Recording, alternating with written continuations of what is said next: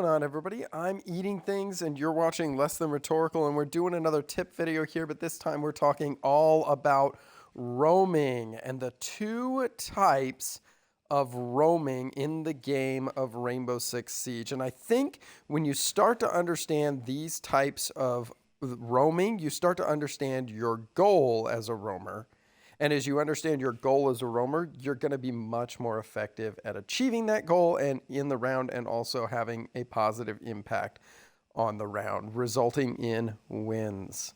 And that's really what we're all here to learn about, right? How do we win at the game of Rainbow Six Siege?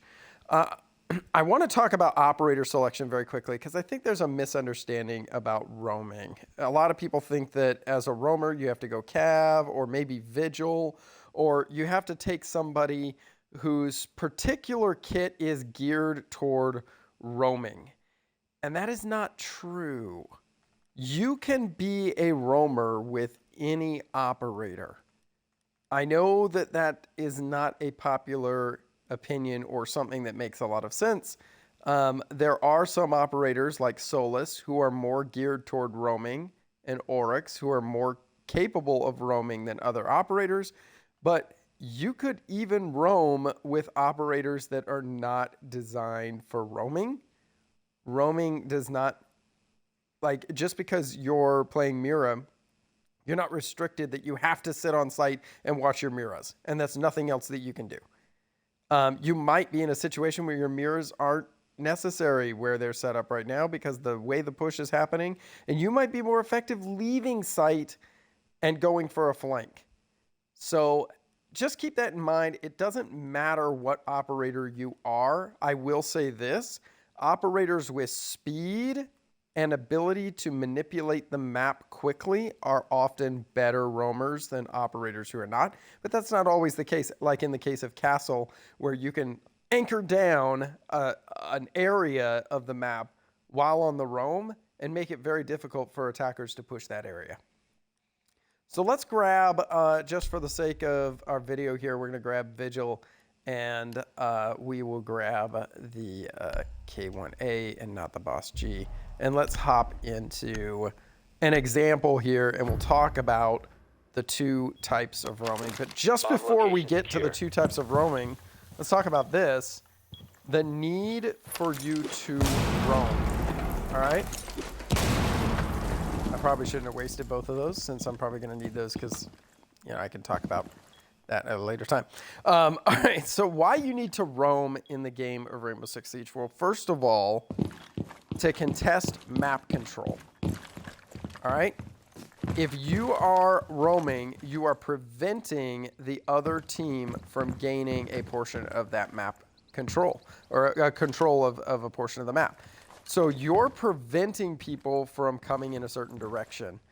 And that is something that is going to help you to win rounds, because if, as a defender and as an anchor, I don't have to worry about anybody peeking me from some angle from VIP, then I can now play in different positions. Like I can play here and work this pixel angle and have an effect that I couldn't have if my team wasn't roaming over here.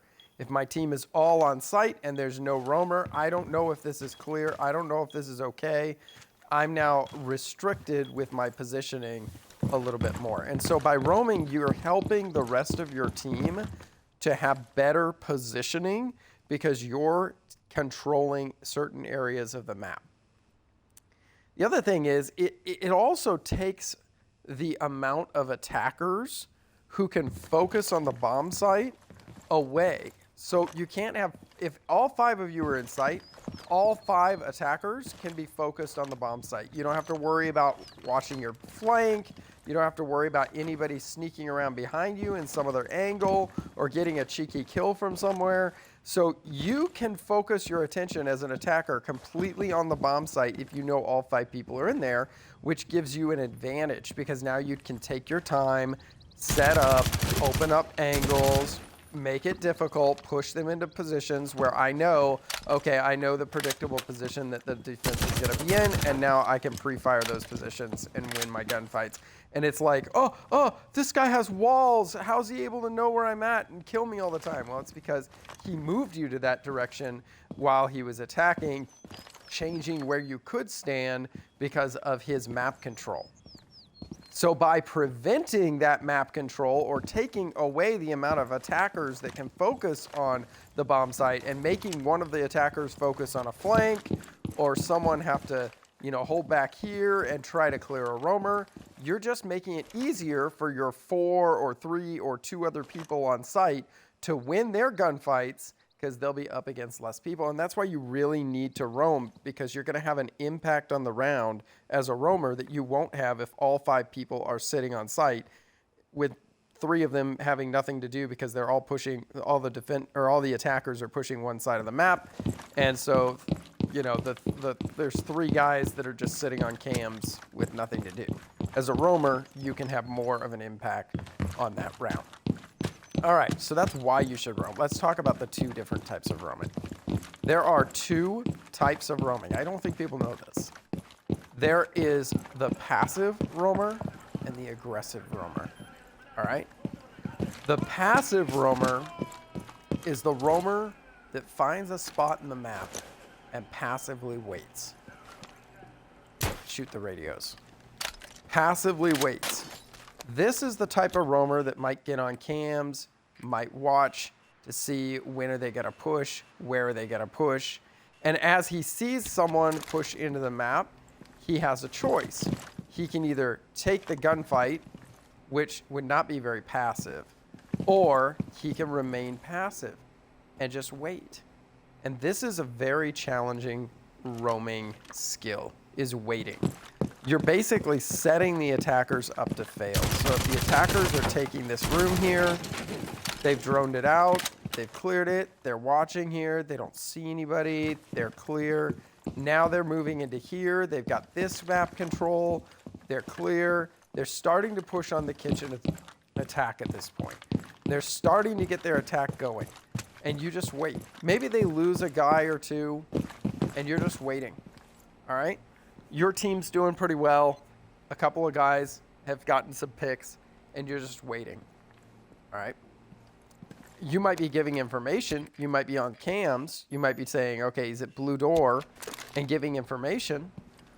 But then as the round gets to the crunchy part, I like to call it the crunchy part. All right? It's the part of the round where everybody's about to execute. It's usually about 40 seconds left from the round being finished. So about 40 seconds left in the round.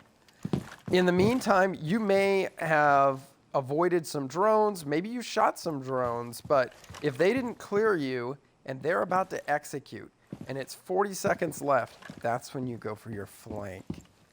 You come in here, you kill that guy, you kill this guy. That's 2 kills. You kill the guy in Sunrise, and all of a sudden there's just the planter who's getting the bomb down right now, and he's all alone. And your team is able at this point in time to push up, and they're able to get the kill on the planter because you just took out the whole enemy team because you were passive and waited until the right moment. Now that is a roaming style. It is not a roaming style that I think is meta right now. The roaming style that's meta right now is the second roaming style. It's called an aggressive roamer. All right? At least that's why I'm calling it. An aggressive roamer is a roamer that wants to make the other team feel their presence. Passive roamer is hiding from the other team.